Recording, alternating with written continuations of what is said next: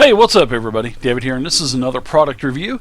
And this particular product review, we're going to take a look at the 13th Age Monthly 7 Icon campaign, and this is the issue from August of 2015 for 13th Age Monthly, and you can get the subscription service delivered to you every month at the end of the month, where you get an 8 to 13 page or 15 page PDF for $24.99 a year, or if you don't want to get the subscription, you can always buy each one individually for $2.95. And there's a couple benefits. If you purchase the first year, they usually give you a $5 discount on the second year. Hopefully they'll continue that next year, and so on and so on. And also you get downloadable access to all of the 13th Age public play adventures that Ashlaw creates. So, alright, 7 Icon campaign, Jonathan Tweet and Rob Heinsoo. Art is by Lee Moyer. You can see that the 13th Age game has 13 icons. Well, if you don't want 13 icons, they've pretty much taken all of the icons, mixed them up, and created 7.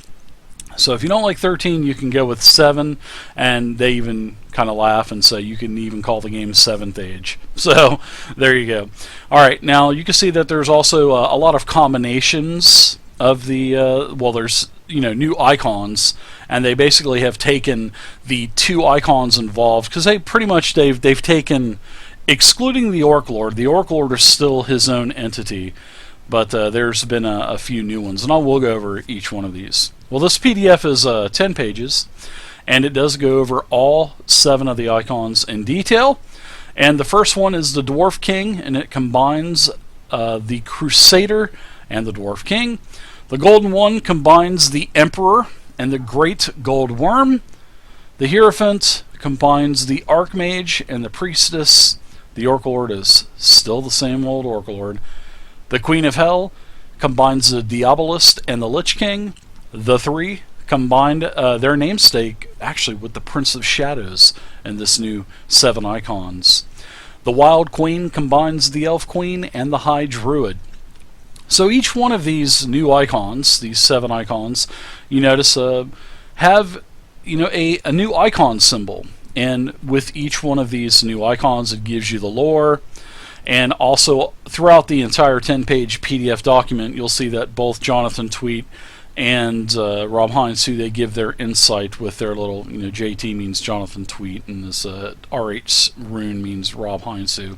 And this all derived from, I guess, a campaign that Jonathan Tweet had going, and he came up and scribbled down a bunch of notes on what if there were 7 icons or something like that. So this is where this derived from. Rob liked it a lot, so he wanted to put it to one of the months for the monthly subscription. I kind of like it. If you don't want 13 campaigns, you can still have all 13, but in 7. So, because like I said, it combines some of them.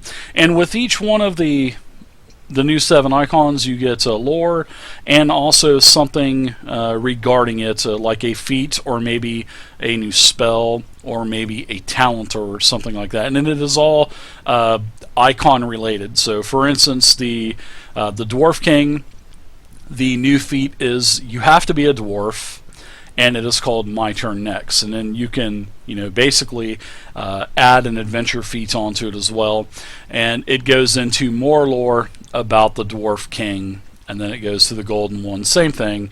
New symbol, really nice. I like that how they combine the Emperor and the Gold Worm. And this is a Paladin talent, so if you're playing a Paladin, or if you have an icon relationship die of at least 1, then you can go ahead and take the Flame of the Golden One, and you can invest into some feats. The Hierophant, the same way, has lore. A new feat for the Hierophant, where you are a cleric, basically a single class cleric or sorcerer or wisdom, or a class that has at least 1 point relationship with the Hierophant. Then it has some feats. The Orc Warlord, nothing's changed. Like the beginning of the PDF said, he's still the same old Orc Lord. Alright, Queen of Hell, This is the Diabolus and the Lich King. You can see there is a new spell actually, and it involves the 13th Age, 13 True Ways Necromancer. And this is a new spell that has all kinds of information where it goes up to 9th level. Then there is the 3, which is pretty much takes the 3 and integrates the Prince of Shadows into the 3.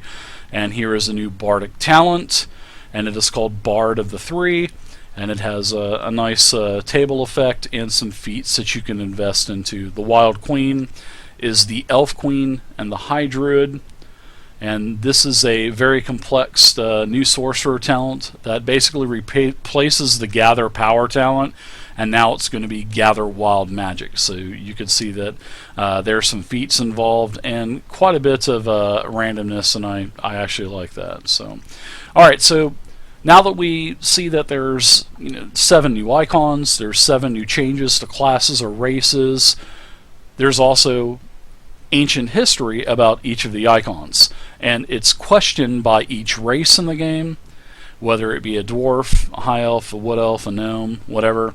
It has a little bit of lore questioning each one of the new 7 icons, and then it also breaks it down by questions by class. So if you're playing a Chaos Mage from the 13 True Ways book, then you can go ahead and get some more lore pertaining to the icons. And then it goes on to the last page where it just finishes off with the rest of the classes.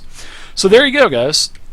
10 pages, pretty solid PDF. Not my favorite, but because I kind of like keeping 13th Age.